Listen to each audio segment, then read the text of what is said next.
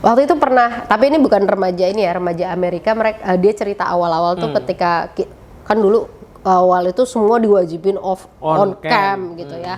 Si anak remaja ini dia merasa nggak nyaman karena dia tahu ada salah satu temannya yang mempin dia. Oh, dipin, diliatin terus gitu. Mungkin si remaja ini cantik apa gimana ya. Jadi dia nggak nyaman gitu. Saya dimoderatori oleh seorang siswa SMP. Wih, keren banget. Kelas 8. Moderator lo, bukan MC ya? Bukan, moderator. Kelas 8 gitu ya. Nah, pada saat tanya jawab gitu ya, tanya jawab si orang tua menanyakan beberapa hal gitu kan. Terus saya jawab, itu dia bisa loh bilang, Bu Nina, mohon maaf saya mau menambahkan. Wih, ini kan bukan ditunjuk ya? Enggak, dan kita nggak ada setting, maksudnya mau Tektokan. nanti JR-nya kamu gini ya, nggak ada.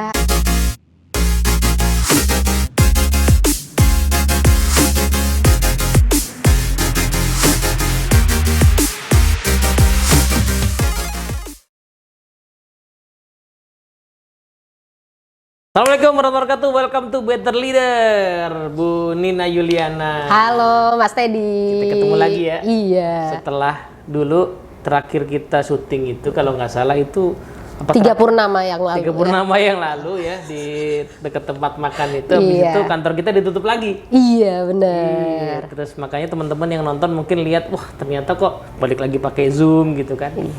Sekarang kita ketemu lagi dan ini edisi perdana Better Leader di kantor lagi, pakai kamera baru kita gitu ya. Pakai mic baru kita. Gimana kabar Bu Nina? Great, ya seneng ya balik ke kantor lagi, ganti suasana lagi gitu ya, happy ya. Alhamdulillah. Jadi teman-teman mungkin inget ya, nonton waktu itu kita bahas soal Leader in Me ya. Nah, Leader in Me ini Bu Nina adalah konsultan Leader in Me gitu ya, pakar pendidikan Indonesia di Dunamis paling tidak begitu Bu Nina ya. Nah, situasi balik kantor ini mungkin dinanti-nanti juga sama anak-anak kita atau adik-adik kita yang sekolah ya? Benar. Udah titik bosen kali ya, Mas Ted ya. Kayak kita lah ya gitu. Hah? Suruh rumah lagi gitu kan? Kayak yang aduh, padahal udah mulai merasakan keseruan kita masuk kantor. Agak ngumpul-ngumpul dikit gitu. Ya. Tapi emang Bu Nina ada anak masih sekolah? Ada. Umur berapa? Anak yang sekarang kelas 2 SD, umur 8. Tapi punya ponakan-ponakan keren. Ponakan keren. Pede banget ya. Biar tantenya kelihatan keren. Iya. Oke, ponakan-ponakan SMP, SMA juga ada ya? SMA, kelas 1, yang kuliah juga ada. Gitu. Gimana mereka? Dengan mulai masuk lagi? Seneng apa? Ini perbedaannya ya, lucu-lucu gitu ya. Kalau anak saya tuh yang kelas 2 tuh pas denger mau masuk sekolah lagi tuh kayak aduh excited gitu ya. Aku mau masuk jam 7:30, dia tuh udah dari pagi tuh udah prepare. Pokoknya nanti ini ya Bun, sama. Jangan lupa bekalnya ini ya Bun, nanti aku mau main ini ya Bun gitu. Jadi dia excited lah, sama mungkin kayak kita ya mau masuk kantor. Tapi ya yang kalau remaja kayak aduh gitu. Kenapa nggak ini aja sih gitu, nggak online gitu. Iya, ngomong-ngomong gitu juga kan punya anak 3 ya, yang kecil sih masih belum TK, baru mau TK tahun ini ya. Yang nomor 2 itu kelas 4 SD gitu ya, sama tuh kemarin bahkan dia sempet nanya ya, mau masuk lagi nervous nih, how to make friends ya gitu katanya gitu. Kelas 4 udah mulai pra remaja ya. Iya, remaja. Tapi yang remaja yang kelas 3 SMP itu ya ada pilihan kan, mau masuk apa tetap online. Ya tetap online aja deh gitu. Online aja deh gitu ya. Padahal itu kelasnya ya, jadi nggak tahu sama nggak sih? Kan pakai laptop tuh ya. Kelasnya itu udah bisa dibilang kelas langit-langit. Nggak tahu tren anak remaja sekarang itu kamera laptopnya dihadapin dihadapin langit-langit bahkan. Oke. Kalau ponakan saya tetap segitu? Tapi segini. Jadi paling nggak kelihatan ada kepalanya segini. Itu kenapa sih begitu Bu? Aku bingung itu. Tadi aku pikir cuma nggak sengaja misalnya karena pengen melotot ke layar gitu kan, jadi kelihatan jidatnya. Tapi kok semua kayak gitu kan? Waktu itu pernah, tapi ini bukan remaja ini ya, remaja Amerika. Dia cerita awal-awal tuh ketika kan dulu awal itu semua diwajibin on cam gitu ya. Si anak remaja ini dia merasa nggak nyaman karena dia tahu ada salah satu temannya yang mempin dia. Oh, dipin, diliatin terus gitu. Mungkin si remaja ini cantik apa gimana ya. Jadi dia nggak nyaman gitu. Oh iya juga sih. Wajah kita seolah-olah nggak dalam kendali kita ya. Iya, Karena everybody bisa bisa ngeliat, bisa pin gitu. Kalau Hmm. salah satu lagi yang anak laki, dia nggak nyaman karena kelihatan belakang rumah kamarnya gitu. Mungkin dia nggak punya green screen atau apa gitu. Nggak bisa pakai virtual background. Iya gitu. Dan dia nggak nyaman karena kelihatan tuh di belakang dia tempat tidur dan segala macemnya gitu. Jadi itu kelucuan anak remaja ya. Iya. Ya kadang-kadang mungkin kita yang dewasa tuh apa susahnya sih tinggal nyalain kamera aja gitu ya. Iya benar-benar. Nyala sih kameranya. Iya. Tapi langit-langit yang kelihatan. Apa susahnya sih kelihatan mukanya gitu ya. Iya. Itu tuh anak-anak remaja. Jadi Tapi itu view yang aku baru dapet sih. Bahwa ada yang ngepin kemudian dia nggak nyaman karena ya jadi bener ya seolah-olah wajah kita nggak dikendali kita. Iya. Ya kan misalnya kalau misalnya di kelas gitu terus kita diliatin orang kan kita bisa memalingkan wajah ya. Iya. Tapi kalau ini kan kita nggak tahu dia ngepin ya. Ngepin di screenshot Nah, kita nggak tahu kan. Iya. Bener juga ya. Itu make sense sih. Oh, itu. Gitu. Jadi si anak perempuan itu bilang dia nggak nyaman karena dia ternyata tahu kalau dia dia merasa bahwa karena kemudian tersebarlah foto dia yang gede gitu yang dipin. Iya. Oh iya. Jadi zaman sekarang cowok-cowok itu nggak perlu paparazzi. Nggak perlu heboh-heboh kan. Siapa nih maunya dipinin aja gitu. Oke. Tapi ngomong-ngomong soal remaja tuh memang berarti fenomenanya menarik ya. Jadi kita nggak paham ya Bu Nina ya. Nah, kalau nggak salah kita bahas di video yang sebelumnya kan pendidikan secara umum ya. Di ini itu bisa support social emotional secara umum ya. Iya. Nah, gimana kalau kita fokusin sekarang ke remaja dulu nih Bu? Soalnya isunya aneh-aneh ya kan? Iya, benar-benar. Kalau nggak salah kan si Pak Stephen Covey ya, nulis buku Seven Habits, itu dulu anaknya namanya Sean Covey, nulis buku Seven Habits for Teens. Ya, benar. Buku yang cukup laris juga. Iya, gitu ya. Bahkan dulu orang-orang yang kerja pun kalau misalnya nggak ngerti baca buku yang Pak Covey, baca yang anaknya. Iya kan? Jadi kayaknya Seven Habits untuk remaja itu sesuatu yang menarik dan penting sampai Sean Covey merasa perlu nulis buku itu gitu. Iya. Gimana kalau Bu Nina? Karena memang kalau kita lihat ya bahwa dalam prakteknya kan si remaja-remaja ini sama kayak kita ya ngadepin tantangan hidup gitu ya. Iya ngadepin yang namanya kadang-kadang gini loh. Guru ngasih tugas, guru bahasa Inggris ngasih tugas, deadline-nya tanggal 2. Guru bahasa Indonesia ngasih tugas, deadline-nya tanggal 2. Tiba-tiba ada info nih matematika, jangan lupa ya ujian tanggal 2.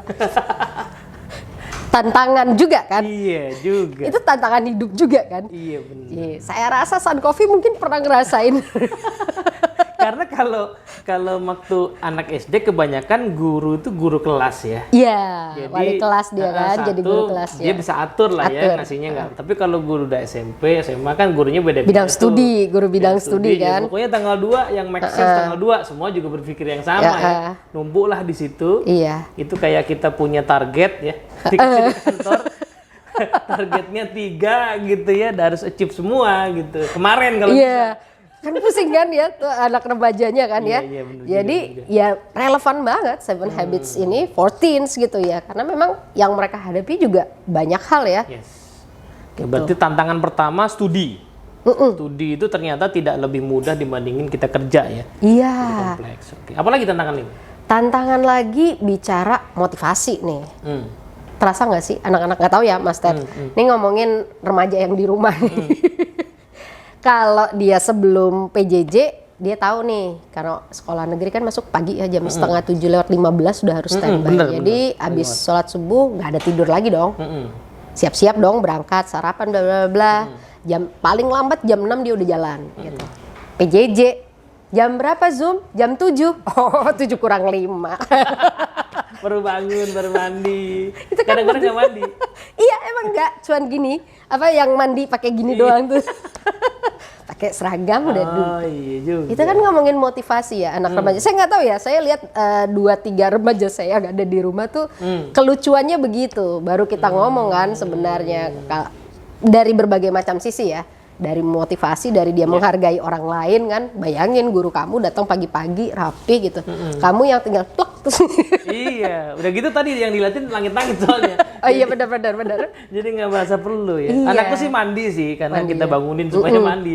Cuman ya itu memang bener tuh menjelang masuk gitu baru kemudian dia nyalain gitu kan. Bener-bener. Soalnya kalaupun misalnya dianggaplah dia masuk Zoom duluan, kalau di kelas kan suka ngobrol sama temen ya, nggak bisa ngobrol juga lah wong langit-langit. Jadi mau ngobrol apa kan? Iya. Itu kan berarti ngomongin motivasi ya, inisiatif si anak, tantangan-tantangan kayak gitu tuh. Jadi nggak beda lah sebenarnya, remaja tuh punya tantangan hidup sama seperti kita nih. Iya sama, ya orang kerja juga sama ya. Orang kerja kan tidak semua bekerja di bidang yang disukai. Karena bekerja karena butuh duit. Atau kalaupun di bidang yang disukai, kadang-kadang nggak semua aspek pekerjaan itu disenangi ya. Ya. Kayak kita fasilitator seneng ngajar, tapi malas bikin report. Bener ya. Ada hal yang kita seneng nih bikin apa, nyari-nyari bahan ini, tapi pas suruh bikin summary mikir lagi kan, harus mana nih gitu kan. Bikin slide, gitu. Iya. Kita suka sebenarnya ya. Iya. Meskipun kita seneng apa ngajarnya seneng gitu. Oh ya, oke. Gitu. Jadi satu soal apa namanya tadi tumpukan yang berbarengan itu ya, akademik kemudian motivasi. Apalagi Udina? Kalau dari sisi bagaimana kan kita bisa lihat ya remaja-remaja kita kadang-kadang, saya cerita remaja saya nih di rumah, anak kelas 1 SMA. Kita sekeluarga nih tipe bukan pemusik ya, tapi kita tuh biasa ya, saya ini keturunan Sumatera, jadi kalau ngumpul kadang-kadang keluar gitar, keluar kopi gitu. Jadi nggak perempuan nggak laki-laki main gitar. Mantap kali. Hanya dia yang tidak bisa main gitar. Oke, terus? Kadang-kadang suka diejekin gitu kan, main gitar dong, nggak mau. Sampai saya bilang, dilesin mau nggak mau gitu. Begitu masuk SMA, nggak tahu apa penyebabnya gitu ya. Dia seperti punya goals ya. Dia ikut ekskul gitar, bla bla bla. Dalam waktu sebentar, dia udah ngisi kafe-kafe di sekitar. Itu cukup advance dong permainannya. Enggak sih sebenarnya, cuman pede aja kali. Gue pikir cukup, kalau di kafe kan cukup advance. Enggak, kafe-kafe kecil, cuman tapi dia mau lo ngisi 3-4 lagu gitu pas pembuka gitu. Saya terus ngebayangin, apa yang di saya nggak dapet, terus kok di dia dapet?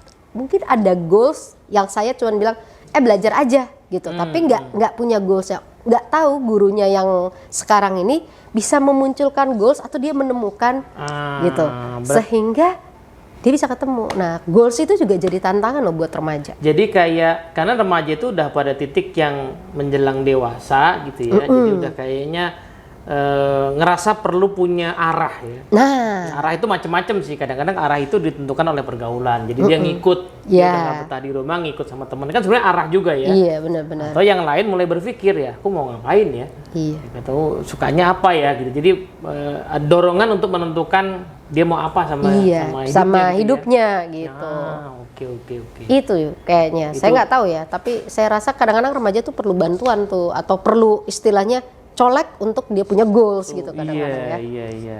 Dan itu nggak semua remaja kayak gitu kebetulan punya semacam support system ya, yang memungkinkan dia bisa dapetin tuh arah motivasi gitu ya. Terus kayak gitu solusinya gimana ya Budin? Nah itulah, kalau kadang saya ngerasa bahwa sebenarnya apa yang kita pelajari atau kita praktekkan ya di 7 Habits nih, ini akan bermanfaat banget gitu. Kalau ini remaja-remaja juga belajar gitu. Nah, iya. Itu makanya Sean Covey nulis buku itu ya. Iya. Jadi dia sebagai remaja katanya waktu itu ngalamin tuh situasi yang pada saat dihadapkan pada situasi itu dia teringat celotehan bapaknya. Lah ya. Bapaknya sih nggak pernah nyuruh dia ikut kelas, tapi selalu pakai bahasa-bahasa 7 Habits itu di rumah. Beruntungnya dia dapat langsung dari masternya. Tapi kan dia sebel waktu di ceramah itu. Nah, cuman somehow ceramah itu katanya pada saat dia ngadepin situasinya itu kayak terngiang-ngiang gitu ya. Iya, benar-benar. Tapi pas dia baca buku 7 Habits ya mungkin terlalu rumit gitu ya. Terus dia putuskan untuk nulis gitu ya. Benar-benar. Tapi kan buku itu udah lama ya, Emang relevan di era sekarang masa gitu? kini ya. Saya mungkin boleh sebelum jawab masih relevan nggak? Ini cerita nyata nih. kemarin itu mau ada sesi nih. Kita di salah satu klien ada sesi parenting gitu ya. Sesi parenting yang harusnya saya yang bawain gitu. Ada sesi tanya jawab. Nah, kebetulan waktu itu kita punya saya dimoderatori oleh seorang siswa SMP. Wih. Keren banget. Kelas 8. Moderator lo bukan MC ya? Bukan. Moderator kelas 8 gitu ya. Nah, pada saat tanya jawab gitu ya, tanya jawab si orang tua menanyakan beberapa hal gitu kan. Terus saya jawab, itu dia bisa loh bilang, Bu Nina, mohon maaf saya mau menambahkan. Wih, ini kan bukan ditunjuk ya? Enggak, dan kita enggak ada setting, maksudnya mau nanti JR-nya kamu gini ya, enggak ada gitu. Bu Nina, saya mohon izin mau menambahkan. Oh ya silakan gitu kan. Dan dia memberi jawaban dari angle remaja yang kita, oh gitu. Nah, kalau ditanya masih relevan nggak gitu? Tadi balik ke pertanyaan 7 Habits nih di zaman sekarang. Justru saya lihat semakin relevan ini gitu. Memang anak ini belajar 7 Habits? Oh ya, belajar 7 Habits. Anak ini belajar 7 Habits dan dia bisa bilang, saya tahu saya SMP ini mau lulus, saya mau nilai berapa, dan saya sudah mulai ini dari sekarang. Nah, dan dia cerita bahwa orang tua saya menyarankan A untuk masuk masuk SMA A. Saya mau SMA B. Saya kemudian saya tahu, saya belajar bahwa saya coba memahami nih, kenapa sih orang tua saya maunya gitu. Dan dia jawab begitu. Dan dia jawab begitu, saya oh gitu. Jadi pada saat sesi parenting itu actually bukan saya saja gitu. Jadi dan itu muncul, inisiatif dia tuh muncul gitu. Bu Nina, saya mau izin jawab gitu. Jadi akhirnya setelah itu saya setiap kali habis jawab, oke, namanya Tasya. Tasya mau nambahin gitu. Ya Bu, boleh izin ya Bu gitu. Pas gitu. Dan sopan nih. Iya, izin ya Bu. Ada gitu. paradoksnya anak sekarang tuh kalau ngomong pede, banyak yang pede ya. Tapi kadang-kadang suka sopannya belum kebentuk ya. Atau kebalikan, terlalu sopan jadi nggak pede. Nggak pede. Kayak bandul ya, kiri kanan ya. Kalau dengar ceritanya kayaknya pede dan sopan gitu ya. Iya, pede dan sopan. Mohon izin ya Bu, saya boleh nambahin gitu. Oh iya silakan Tasya gitu. Apa ya, buat saya itu contoh nyata langsung di depan saya. Oh, dia ini udah dapat yang namanya praktek 7 kebiasaan itu. Gitu. Karena sekolahnya ngajarin itu di kurikulum. Sekolahnya gitu ya. ngajarin itu di kurikulum. Jadi Bu Nina juga nggak nyangka pas jadi moderator ternyata sampai keluar ya behavior yang mungkin di zaman kita nggak kebayang ya gitu ya. Dia cerita di awal pas waktu dia cerita kan, mohon maaf papa mama yang hadir di sini, saya sharing dikit ya. Sebenarnya waktu itu saya punya pilihan mau ikut di dalam acara ini atau tidak, karena ini kan hari Sabtu, dia bilang gitu. Tapi saya tahu hidup saya ini kendalinya di saya. Kalau saya nggak ikut ini, saya kegiatan apa yang bisa produktif saya lakukan? Saya kebetulan nggak ada planning juga. Maka saya memilih ini bukan karena saya diminta, karena saya memutuskan saya mau ikut ini karena saya tahu ini produktif, kata dia gitu. Aku dengernya ini merinding loh teman-teman, saya dengernya. Ini Tasya anak SMP. Saya langsung gitu. Dan dia cerita, saya izin cerita kenapa saya ada di sini. Itu nggak kita set. Ini bukan Tasya yang dulu penyanyi loh teman-teman, itu udah tua yang itu ya. Libur telah tiba, bukan. Bukan yang itu. Iya, wow. Saya juga amazed dia bisa cerita itu. Karena dia bilang at the end hidup saya kan ada di saya yang harus ini, dia bilang gitu. Saya sampai amazed, oke. Nah, dia sharing itu tuh ke orang tua. Nah, tapi kan si Tasya ini beruntung ya ada di sekolah yang kayak gitu kan ya. Yang ngajarin per pekan gitu ya. Nggak semua sekolah, belum semua sekolah ya. Syukur-syukur nanti teman-teman yang punya sekolah atau punya akses sekolah ya bisa nih kalau pengen jajakin kira-kira gimana supaya lebih banyak Tasya lain di sekolah lain gitu ya. Tapi ada nggak sih cara lain Bu Nina? Oke lah baca buku, tadi bukunya ada ya. Bukunya ada, sekarang masih terbit, edisi terjemahannya masih terbit juga. Tapi apalagi nih caranya supaya kalau kita pengen Tasya kan tadi seneng ya, ngeliat dia bisa ngambil keputusan, dia bisa memilih gitu, nggak terpaksa, bukan karena ditunjuk, misalnya karena dia ketua OSIS misalnya, atau moderator. Kudu gitu. Gimana ya caranya? Itu sebenarnya banyak channel-channel ya. Oke, kalau tadi sekolahnya bukan sekolah leader ini gitu ya. Ini kan tadi sekolah leader ini yang memang menerapkan ini ya, mempelajari 7 kebiasaan. Oke, kita punya tuh yang namanya teen scam. Nah, beberapa tahun lalu sebelum masa pandemi ya Bapak Ibu, kita punya tuh sesi-sesi teen scam. Biasanya kita pakai di saat liburan ya. Kalau bahasa Tasya tuh menggunakan waktu produktif gitu kata dia. Itu bahasanya Tasya. Saya langsung ternyanyi-yang tuh bahasa dia tuh. Anak SMP soalnya ngomong. Sebelum pandemi kita punya teen scam. Dulu banget ada super camp. Punya super camp. Sampai 6 hari nginap gitu ya. Iya. Nah di masa pandemi ini, karena kita tahu ya, semua orang perlu lah belajar ini karena kita bisa bilang ini life skill kita gitu ya, life skill untuk kita ngadepin segala macam tantangan. Nah kita tetap bikin nih di masa pandemi sifatnya online gitu.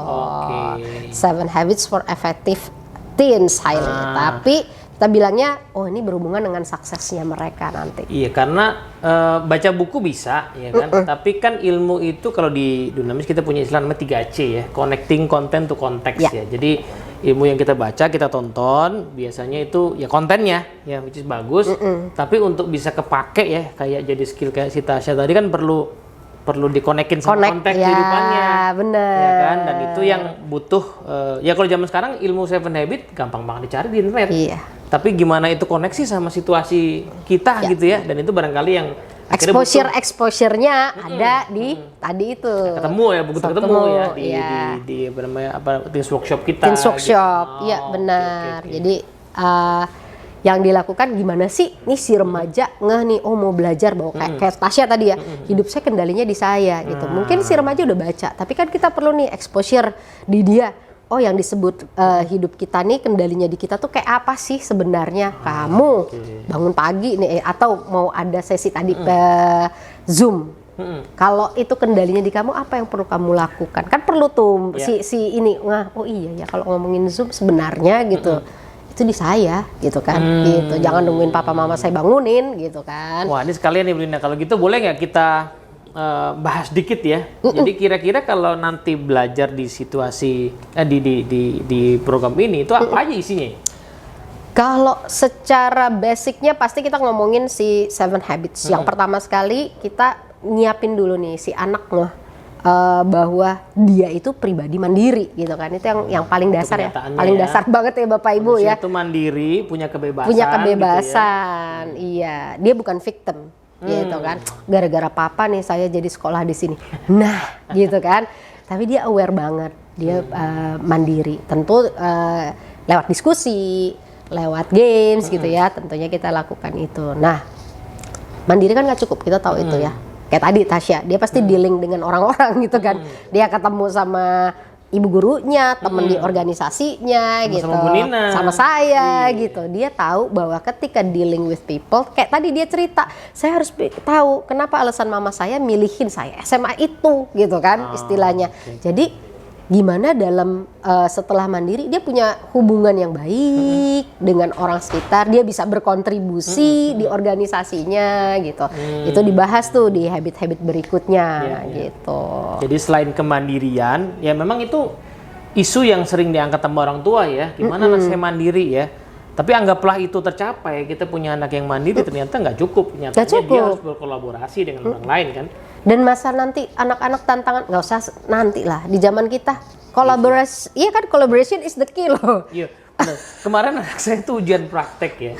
Terus pas ujian seni budaya itu harus bikin sebuah pertunjukan ya dalam grup. Jadi kan selama PJJ jarang ketemu ya, jarang main-main gitu ya. Ininya bondingnya beda kayak zaman kita dulu ya. Kemudian ya singkat cerita mereka sempat latihan kayak cuma 2 atau 3 hari. Pas pulang gitu bilang gimana ujiannya? Agak kurang memuaskan gitu kan. Ya ngobrol ya memang karena kolaborasi nggak bisa dibentuk dalam 2-3 hari. Iya benar. Ya, kan perlu ada skillsnya kolaborasi, perlu ada cara supaya bisa bagus gitu. Latihan berkali-kali. Bagaimana mereka tahu bahwa di dalam tim ini untuk mencapai tujuan bersama, saya nih punya peran di bagian mana? Bagaimana kita sama-sama mengoptimalkan peran kita itu kan di situ. Jadi benar saya sepakat sama Mas Teddy, nggak mandiri udah selesai nggak bisa gitu kan. Tantangan anak-anak kita tuh nanti dia perlu kolaborasi gitu. Oke. Terus apa lagi? Setelah itu tentu kita ngajarin gimana si remaja ini aware bahwa investasi terbesar dari dirinya ya dirinya sendiri gitu. Wah ini poin bagus nih. Karena Bu Nina mungkin belakangan ini ya nyimak kehebohan investasi bodong. Oh iya. Itu kan banyak anak muda juga yang kena. Iya. Nah, beberapa hari lalu saya dapat tweet di Twitter tuh bagus banget ya soal jadi tweet ini adalah ngutip tweet orang lain yang investasinya bodong itu ya. Yang tulisannya bilang bahwa kalau kamu umur 20-an circle kamu belum ngomongin investasi, tinggalin karena mereka nggak tahu masa depan. Nah gitu kan. Nah, terus orang lain bilang gitu, kalau kamu punya circle yang hanya ngomongin duit, coba cari circle lain deh, karena hidup kita nggak cuma itu, katanya gitu kan. Jadi pikir iya juga ya. Which is bener ya. Karena memang kan seolah-olah ya yang diangkat tuh tadi ya kehidupan materi aja. Padahal tadi ya investasi kita tuh bisa macam-macam ya, kehidupan kita, jalan hidup bisa macam-macam. Dan semua nggak hanya soal uang gitu. Nah itu yang dibangun adalah kesadaran remaja ini gitu, bahwa sebagai orang yang sebenarnya investasi terbesar itu adalah dirinya, whatever apapun cita-cita dia mau ada di mana gitu. Bagaimana menjadikan dia orang yang selalu apa ya bahasanya, kondisinya on terus, optimal terus gitu istilahnya. Bagaimana dia tahu, kan kadang-kadang anak remaja ini kita tahu nih kalau masa PJJ, udahlah nggak perlu berangkat pagi, mabar sampai tengah malam. Nah di situ mereka tahu bahwa tubuh tuh punya haknya sama seperti yang lain gitu. Jadi diajarin tuh gimana sih lo jaga nih tubuhnya nih, tubuh kamu nih dijaga. Tubuh punya haknya, kemudian pikiran juga punya haknya. Jangan terus-terusan diisi sama informasi sampah gitu ya. Sampah, iya. Kalau kata orang you are what you eat, kita juga you are what you watch, gitu ya, what you gitu play, kan. what you click. Ya, kita kan sama ya sekarang kayak gitu. Nah, yang perlu dibangun apa? Si remaja aware dibantu dengan apa? Tadi kebiasaan satu proaktif tadi dia punya gitu. Jadi kayak muter gitu loh, Mas Ted. Gitu. Oke, ya teman-teman basically bisa lihat sih di internet ya 7 Habits itu isinya apa. Tapi anyway cerita Bu Nina tadi sebenarnya sebuah esensi ya, summary esensi dari gimana cara bikin remaja kita punya ya apa namanya kejelasan mau ngapain sehari-hari, karena ya hidupnya masih panjang. Ya kan kadang-kadang nggak disadarin tadi itu ya, game kelamaan ya, atau membiarkan dirinya tidak punya tujuan terus tiba-tiba ada SMA. Iya. Terus tiba-tiba merasa terpaksa sekolah di situ. Bawaannya gabut-gabut terus minta healing. Nah. Gabut minta healing. Coba. Aku mentally breakdown banget nih habis ngerjain PR banyak. Kan gitu kan jadinya. Gitu. Padahal tantangannya bakalan banyak di depan. Betul. Gitu. Jadi kemarin ngobrol nih sama teman-teman beberapa fasilitator sini yang anaknya juga lagi remaja, ada yang udah kuliah gitu. Kenapa sih kesannya kok kayak lemah banget gitu ya? Kalau aku ngeliat mungkin bukan lemah ya, cuman mungkin stimulusnya itu makin banyak. Benar. Contoh sederhana lah dulu nih ya. Kalau dulu kita sama temen yang misalnya sampai berantem adu mulut lah gitu ya. Itu biasanya kalau situasi udah memuncak banget. Kalau situasi cuman aku nggak suka kan nggak aku omongin kan. Paling di pikiran doang kan. Zaman sekarang ditulis di Twitter, di medsos, terus temennya lihat ya kan. Padahal itu ada di pikirannya aja sebenarnya. Itu sudah berdampak gitu, sudah jadi stimulus. Jadi stimulusnya itu makin banyak. Problemnya adalah remajanya nggak punya skill buat ngatasin itu. Bener banget itu. Skill itu untuk ngatasin itu gitu. Jadi balik ke pertanyaan Mas tadi, masih relevan nggak? Tadi saya benar-benar relevan banget. Iya. Karena stimulusnya makin banyak, tapi skillnya belum tentu ada. Ya, gitu. Makanya kita bekalin lah ya, entah ponakan kita atau anak kita. Gitu. Supaya tadi mereka ready ngadepin tantangan zaman sekarang, tantangan zaman depan gitu. Cakep banget gitu, nih. Mas Ted. Nanti teman-teman boleh lihat informasi lah ya di description ya, program terdekat kapan gitu ya. Tapi anyway obrolan ini sih bukan hanya untuk acara itu ya, obrolan ini buat membahas tadi ya, kayaknya kita perlu campaign juga nih kalau kebetulan sekolahnya ponakin kita, sekolah anak kita belum punya hal semacam itu ya. Let's consider 7 Habits sebagai salah satu cara gitu ya. Dan kalau misalnya pengen tahu ya dalam waktu dekat ini ada program apa, di description-nya ada, monggo dikontak supaya bisa daftarin gitu ya. Iya. Atau kalau kamu yang nonton remaja sendiri ya, kasih linknya ke mama papanya, ayah bundanya buat ikutan. Bener banget gitu ya. Oke. Makasih Bu Nina. Thank you Mas Ted. Teman-teman semua, makasih ya. Terima kasih banyak.